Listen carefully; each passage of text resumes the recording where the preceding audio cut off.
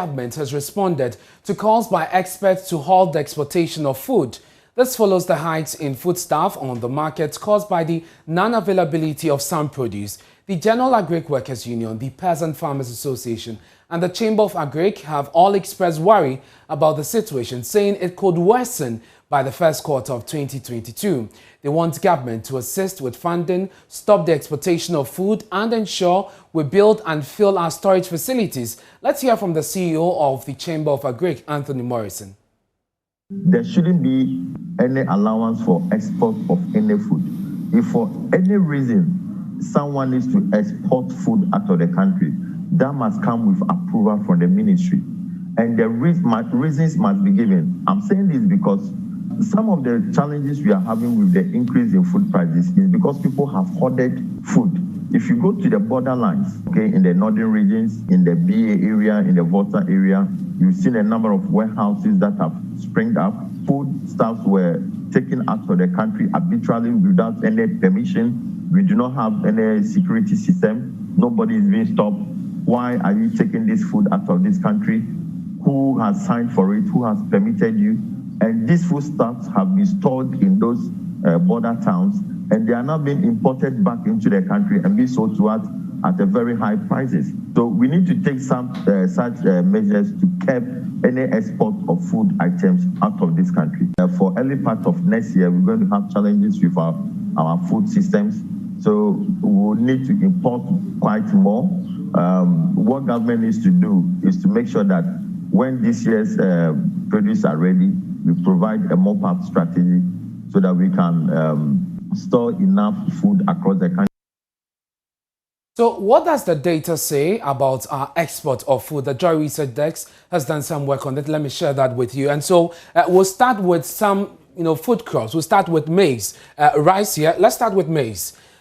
And so with maize in the year 2015, we exported 11,015 metric tons. And so all the figures here you're seeing are in metric tons. We exported 11,000 metric tons of maize in the year 2015. In the year 2016, it came down slightly to 10,909 metric tons of maize.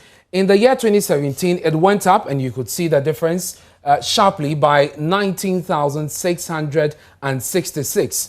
Then it went up again in the year 2018. We exported 23,483 metric tons of maize. It came down in the year 2019. We did 14,128. But in the year 2020, we exported more maize, and so it went up to 17,240. And shortly we'll be taking you to the market to hear what the traders have been saying about the availability of maize. Mind you, in the year 2020, we exported more. Now, when you look at rice, we did in the year 2015, 3,400 metric tons. It came down to 2016.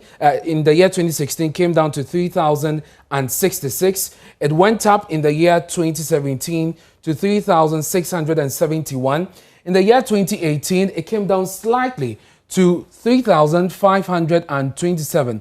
But it dropped totally in the year 2019. From 3,000, it came down to 759 metric tons, and then went down further in the year 2020. So why is the export of rice declining? We'll find out shortly, and we're speaking to the experts who have raised concern about the exportation of some of these produce. Again, let's look at yam, and yam is quite an important staple here in the country. In the year 2015, we did 2,489 metric tons, went up to 10,503 in the year 2016. In 2017, went up again to 13,352. It went up further in the year 2018, 24,667. Went up again 2019. We did 29,078, and then went up again in the year 2020, 31,127. So if you look at the trend, we have seen an upward, there's an upward trend in terms of the export of yam. 2020 hitting a record of 31,127 metric tons. Let's look at plantain, and this has been quite controversial. You have heard the Agric Minister talk about surpluses we recorded in the last few years. Let's see what the data says. So in the year 2015, we did 16,052. In 2016, 21,459. In the year 2017, it went up again to 40,935. It then went up again in the year 2018 to 43,802. And so from the year 2015 to 2018, we've been exporting more plantain, if you look at this data. But then it begins to drop from the year 2019. And so you realize that from 43,802, we did 40,190.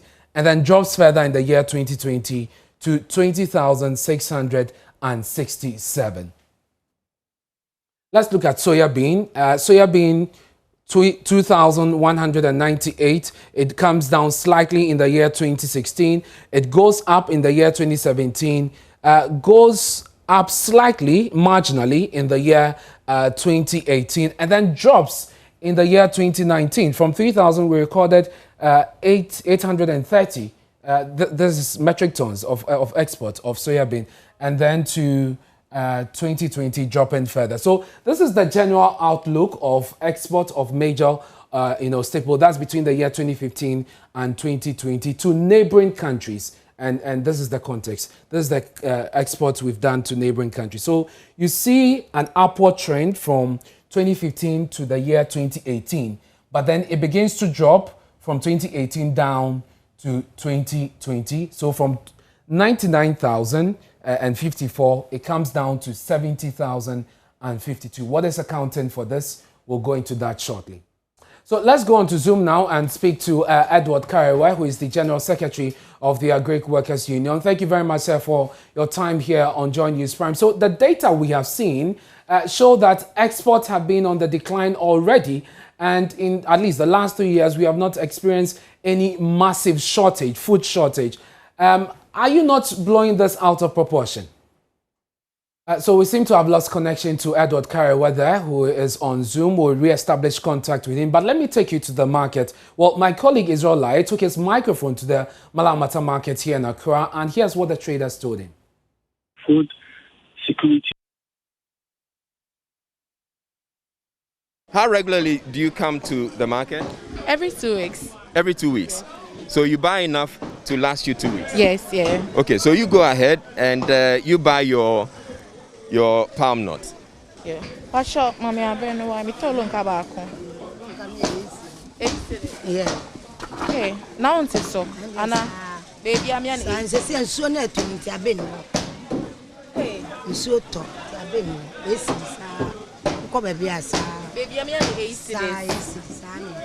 From me. Okay, so it's 8 cedis now, but how much was it being sold previously? It was 5 cedis. How long ago?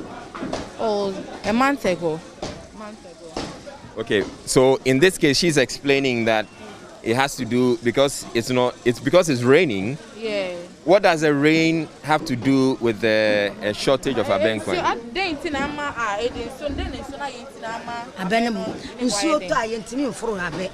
Nsuo to ofuru aba owo wan hwe obeka. Nti nsuo bi ato a onko afum. Makuma ko na etimi konu abe. Enti na ma abe. So to na ma abe no why.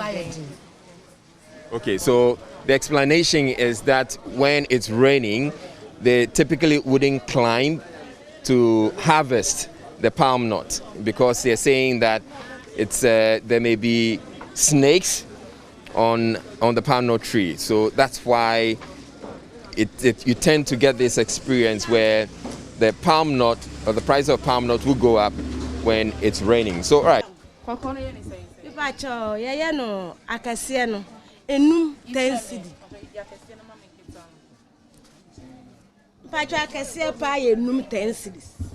So they say the very big ones, 5 for 10 cedis. I can see enum 10 cedis.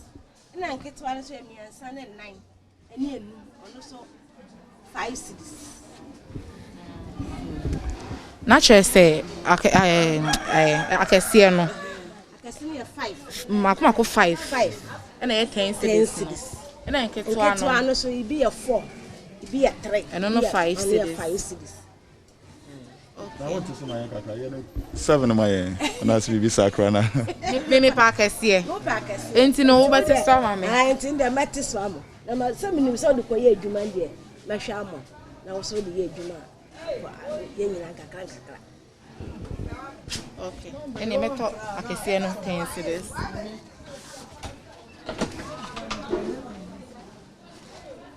Okay, so it looks like she's going to get a nice deal from the plantain. So how many pieces are those? All right, so she's making it 6 for 10 cedis. Oh, it's 6, I checked. And I'll bet so back one Now, so that is what Israelite found here in Accra, the Malamata market. Edward Karawa is the General Secretary of the Agric Workers Union, and he joins us again via Zoom. Mr. Karawa, thank you for joining us. And so I shared some data, and I believe you were following. The data shows that our export has declined. Has been declining in the last few years, at least the last 3 years. And we have not experienced any major food shortage, at least in the last 2-3 years. Are you not blowing this out of proportion as far as the exportation of our food crop is concerned? Well, let me say that we are picking this information from the ministry itself. If the ministry is explaining that the increase of foodstuff, the price in foodstuffs, is as a result of the exports, then what do you have to do? The logical conclusion is that then reduce the exports. So we are making all this analysis based on the ministry's own information.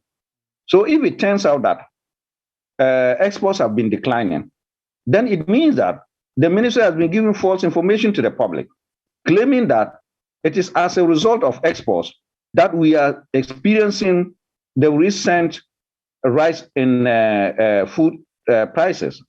So it means there's a different reason. Well, that is just one out of the reasons they give, except that, Mr. Karawa, those of you in the agric sector, the Agricultural Workers Union, the Peasant Farmers Association, and the Agric Chamber, the Chamber of Agric, have highlighted the issue of export as the most pressing issue as far as the situation we have at our hand is concerned.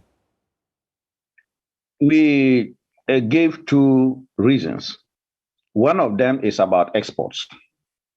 And we arrived at the constraining of exports as a measure because the ministry consistently told us that it is as a result of exportation of foodstuffs within the year that has led to shortage of foodstuffs in the market, thereby raising the price to the level that is unsustainable or is undesirable. If that is the reason, then of course we are asking them that the solution is to constrain export. Okay. Well, stay with me, Mr. Karawa. The Deputy Minister for Agric, Yafrimpong, I beg your pardon, says government will halt food exports to avert any crisis. Let's listen to him.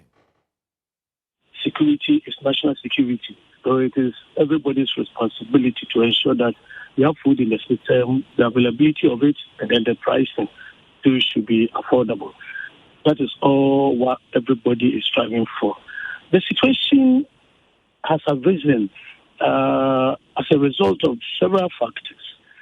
And these factors include the global economic situation in the midst of the COVID-19 pandemic that affected even the production of fertilizers and the supply of these fertilizers, transportation of these fertilizers to our country. And then secondly, the government also, because of revenue shortfalls, had challenges with payment to fertilizer suppliers. And this actually affected agricultural production in this country. But notwithstanding, the little that we had, we lowered our guard a little bit. We felt that we had enough, so our neighboring countries kept transporting our food products across the borders. before we could say Jack, we were running into shortages. And because of the droughts that occurred in the second half of last year, the production levels were not as high as the previous years. So as we did not protect the little that we had, and we, on our blind side, we allowed these things to go until we got to know that, no, this thing must stop, that the minister put a stop to all these things. We were doing very well until that time. But we've learned a lot of lessons from it. And just as the earlier speakers were talking about, we are no longer going to lower our gas this time. The harvest that we are going to have this year, both the minor season and then the major season in the southern sector. So, Mr. Karawa is still with us on Zoom. Mr. Karawa, you had the Deputy Agric Minister there. Government has responded to your pleas, and they have said that as part of measures, aside the measure they are taking to, halt the exportation of food, they are also going to ensure that they fill our storage facilities, get the buffer stock, ready to harvest what we are going to have in the next season. Is that enough to stem the tide?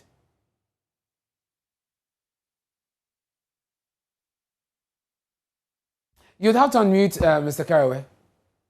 Yeah, I think I am now clear. Yes, so let's hear understand. Yeah. I'm saying that it's not exactly the case. Look, the buffer stock company has a clear policy of what they are there to do. Objective. One, they cannot force any farmer to sell their produce to them. Neither can they compete with the market price because they don't have those resources. So the buffer stock company purposely is to mop up excess produce which cannot be disposed of in the market. So if this time they want to now say that, okay, we would give so much money to the buffer stock company to be able to compete with the market, open market prices to buy the produce, fine. But we are already aware that the buffer stock company itself is constrained with cash and resources to do what they are saying they will do. So I'm not too clear whether they now have the money suddenly to give the buffer stock company to be able to buy at the open market price. Otherwise, the buffer stock company only comes in when there's surplus, and that surplus cannot be sold in the market. Then they now come in to mop up that. Mr. Karawa, we'll end it here because of time. This conversation has just started. We'll follow up with more on these issues later in our subsequent bulletin.